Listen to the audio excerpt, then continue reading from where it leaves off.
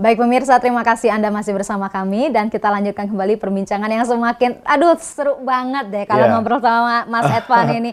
Berarti dari awalnya yang tadi saya bilang gagap, kemudian bisa berkomunikasi dengan orang lain, tapi tidak langsung serta-merta langsung, wah saya cacicus gitu lah ya. Oke, berarti ada prosesnya. Juga butuh jam terbang. Dan cara saya untuk melatih diri saya adalah dimanapun, kapanpun saya ngomong. Bahkan lagi naik motor nih, Assalamualaikum warahmatullahi wabarakatuh, lampu merah. Apa kabar semuanya? Gitu. Apa kabar semuanya? Pagi, selamat pagi, gitu kan. Oke. Nah, terus yang kiri kanannya jawab, maksud lo apa? Bang, maksud lo apa? Oh. Kira-kira nggak berantem, karena saya teriak-teriak sendirian kan. Hal kayak gitu yang saya lakukan. Pas lagi nyetir mobil, di kamar, bahkan baca buku. Nih, baca buku saya kencengin. Saya melatih lidah saya untuk terbiasa berbicara gitu. Dengan intonasi yang tepat, dengan cara berbicara yang tepat, saya terus kencengin tuh, dikeraskan suaranya. Baca Quran, dikerasin suaranya. Pokoknya saya latih diri saya untuk bisa mendobrak hal yang membuat saya sulit sukses gitu. Kekurangan saya tadi kan di verbal ya, dan saya pemalu gitu. Itu yang saya lakukan terus-menerus setiap hari, setiap waktu. Dan seiring bertambahnya jam terbang, mungkin di otak kita terpola ya kalimat-kalimat yang sering kita ucapkan, akhirnya nggak sulit lagi untuk berbicara. Gitu Mbak Putri. Menarik sekali. Nah, yang ingin saya tanyakan juga nih Mas Edvan, apakah ada perbedaan nggak sih antara bakat, kemudian passion, dan hobi seseorang? Apakah sama atau berbeda? Oke, bakat, hobi, dan passion gitu ya. Nah, kalau bakat pemirsa, bakat itu gift. Kita lahir, udah langsung punya bakat. Langsung dari Tuhan gitu ya? Saya punya teman, dia lahir langsung bakat ngomong. Jadi dari kecil udah cacicus. Dari usia 2 tahun, 3 tahun, 4 tahun, 5 tahun udah ngomong, ngoceh terus, dan dia mudah bergaul. Itu gift. Itu pemberian dari Allah, itu bakat gitu. Kemudian yang kedua adalah hobi. Hobi itu adalah sesuatu yang kita sukai dan kita rela mengeluarkan uang untuk melakukan hobi tersebut. Saya hobi otomotif gitu ya? Saya punya teman hobi otomotif, hobi golf. Dia menggelontorkan uangnya 1 juta, 2 juta, bahkan ratusan juta untuk demi bisa modif mobilnya, motornya, atau bermain golf. Gitu. Itu hobi. Kalau passion sebaliknya. Justru dengan passion, kalau dia passionnya golf, kalau dia passionnya otomotif, dia justru akan menghasilkan uang dari passion tersebut. Ya, kalau dia passionnya golf, dia akan menjadi atlet golf. Dan dia akan berprestasi dan dia akan mendapatkan uang dari permainan golf. Gitu.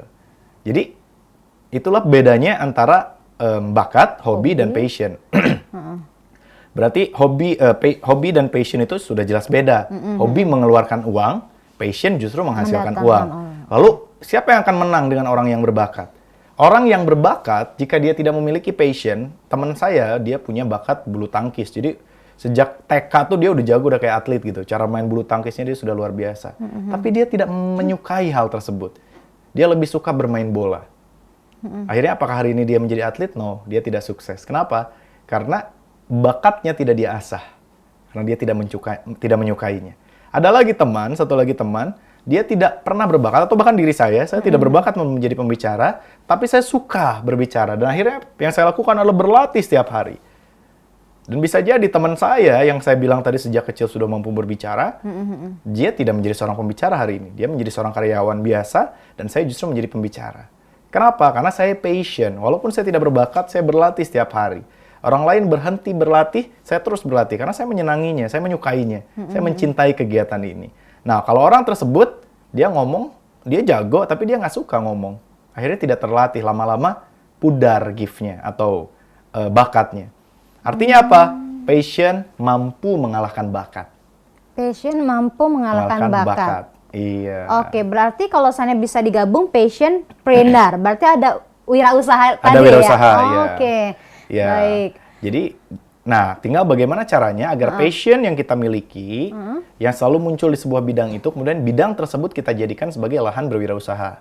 Nah, bayangkan saya bilang, orang yang passionnya menulis, kemudian dia jadikan dirinya sebagai passionpreneur, artinya dia akan menjadi penulis.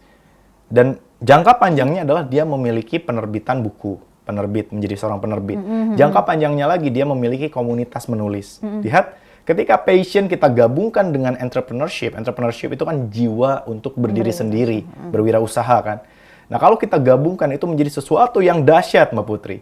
Karena orang tersebut dia menyukai bidang tersebut dan dengan bidang itu dia bisa bermanfaat bagi banyak orang. Nah, itu yang luar biasa banget. Oke, tapi kadang-kadang gini Mas Edvan. Oke, gue punya fashion nih. Gue punya passion, gue punya bakat, hobi dan lain sebagainya itu. Tapi tak ada modal. Nah, ini gimana balik lagi? Gue pengen sukses tapi nggak ada modal, gimana dong Mas? Gitu. Oke. Nah. Justru passion ini adalah modal terbesar yang Allah berikan kepada kita, Mbak Putri. Passion ini adalah api membara di dalam diri kita yang nggak pernah padam. Passion saya berbicara. Dulu saya membuat Kautsar Dimsum, resto dimsum yang kemudian bangkrut karena saya nggak jalanin karena memang nggak sesuai passion. Dan itu saya bangun sampai 15 cabang tanpa modal uang sepeser pun. Oke, tanpa modal. Tanpa modal uang. Ya, modalnya modal passion. Oke. Modalnya adalah passion. Gimana maksudnya Mas Edvan gitu kan?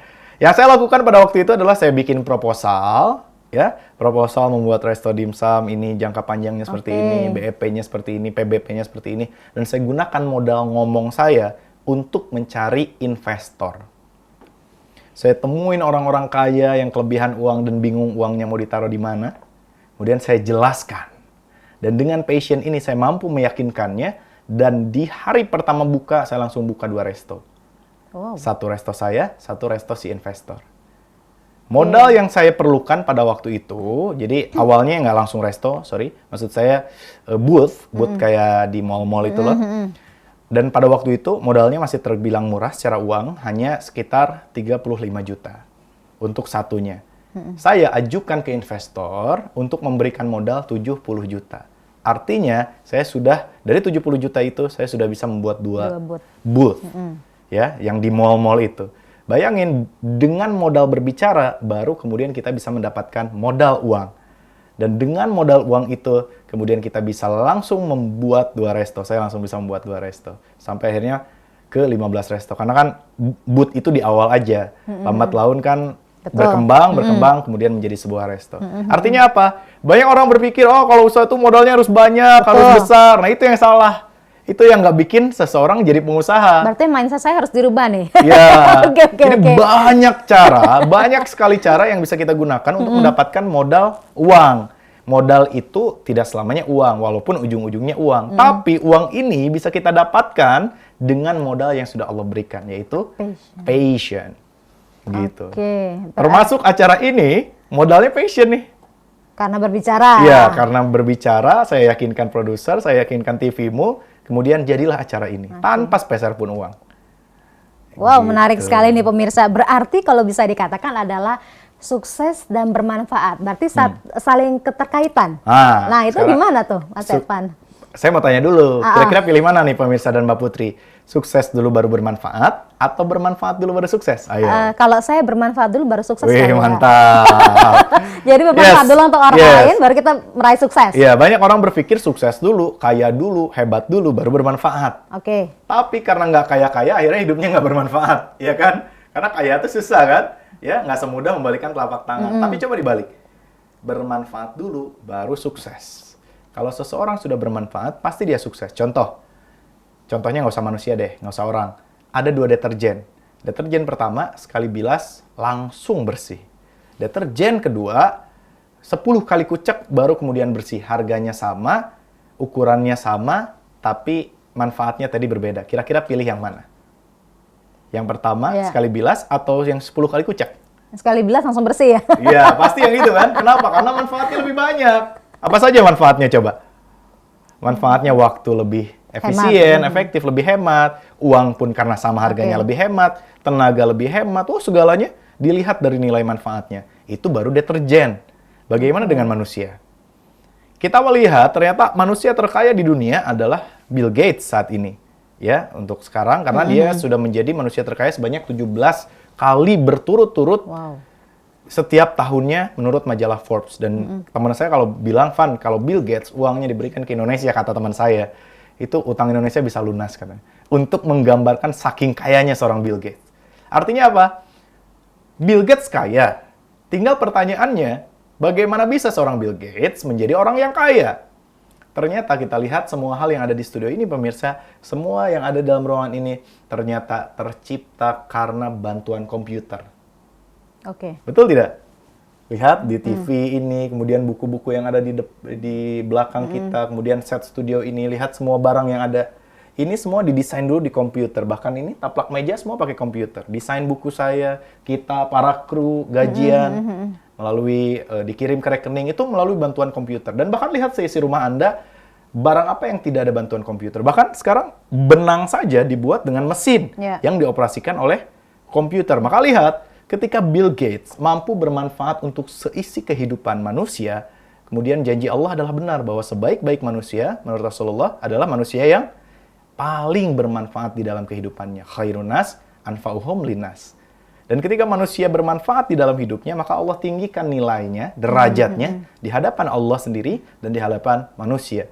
Bill Gates, dia mampu bermanfaat bagi seluruh dunia melalui komputer yang dia ciptakan, Microsoft Windows-nya, dan kemudian Allah jadikan dia manusia yang terkaya karena dia mampu bermanfaat untuk seluruh manusia. Maka bermanfaat dululah, diri kita baru akan menjadi orang yang sukses. Wow, tapi mungkin kebanyakan orang berpikir gini, oke, saya bisa bermanfaat untuk orang lain, tapi sukses itu kan butuh proses, nggak langsung sekejap langsung sukses gitu ya.